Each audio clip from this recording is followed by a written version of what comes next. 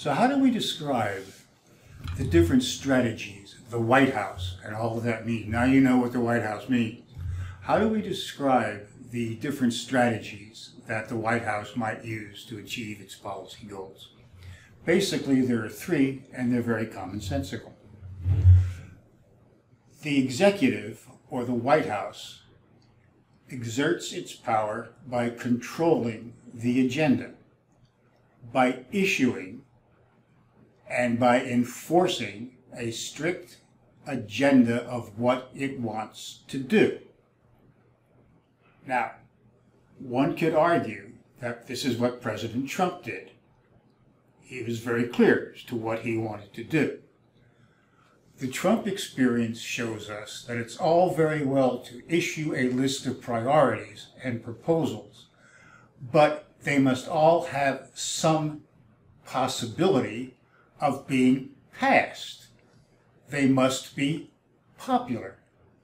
I'm not saying that President Trump's proposals were good or bad, but I am saying it is obvious that the things he put on his agenda are not favored by large numbers of Americans of both parties, in the legislature and out of the legislature. But nonetheless, you'll note what we are talking about. We are talking about the things that President Trump says he wants to do.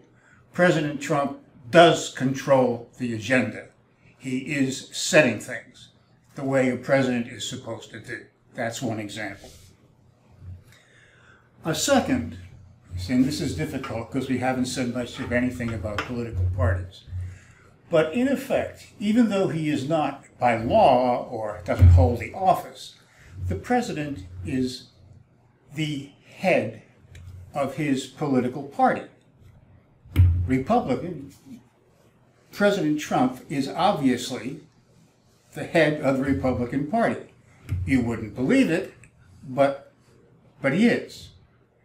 Now, in this particular era, if the president has the party strongly behind him, that is a great asset.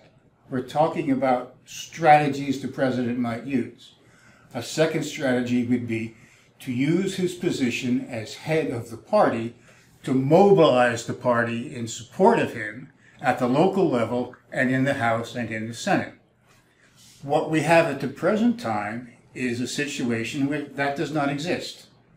The president is not using, or he's not able to use his position as head of the party. So he's not using that strategy. Third strategy is simply to go public. You can simply start giving speeches, stumping the country, and trying to explain what it is you want to do. You explain, you persuade, you bring attention to all of these things. And that is what Theodore Roosevelt referred to as the bully pulpit. When the president speaks, people listen. President Trump is good at this.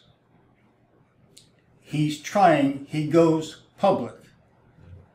There are those who say he goes too public with too many things, but that's a judgment call.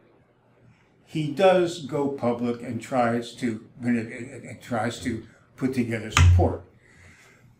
The challenge here is, if you're going to use that strategy, then you better make darn sure that what you want to do will get sufficient support within the country, within the public. In other words, there's no point in going public if the public doesn't have the potential to support you.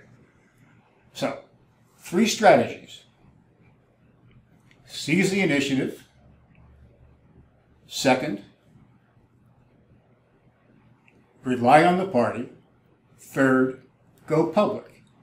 We've used President Trump as an example of someone who has certainly seized the initiative. He is not working with the party, and he is not having as much good luck, I think, as a good result as he would like to have by going public. That could change, but those are the three essential strategies that the president can use.